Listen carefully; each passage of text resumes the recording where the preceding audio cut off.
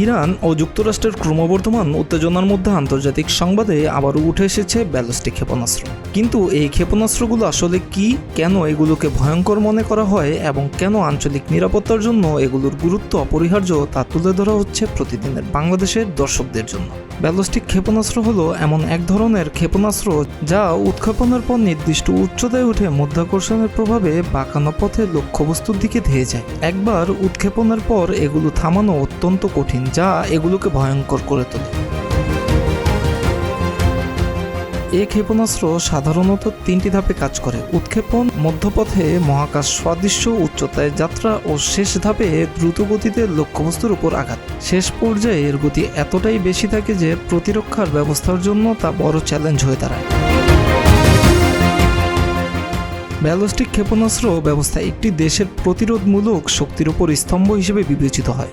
অনেক দেশ মনে করে এই অস্ত্রের উপস্থিতি সম্ভাব্য শত্রুকে হামলা থেকে বিরত রাখতে পারে। তাই এটি শুধু যুদ্ধের অস্ত্র নয়, বরং ডিটারেন্স বা ভয় দেখিয়ে প্রতিরোধের কৌশল।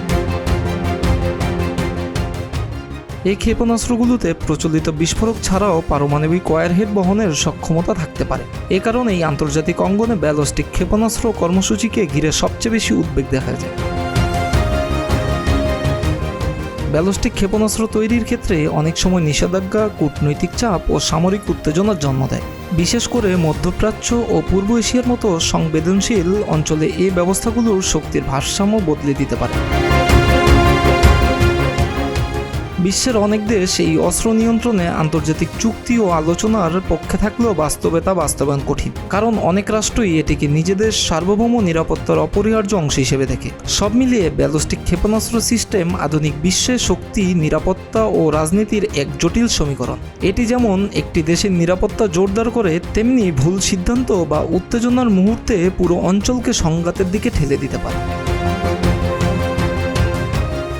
মিরাজ হোসাইন, প্রতিদিনের বাংলাদেশ।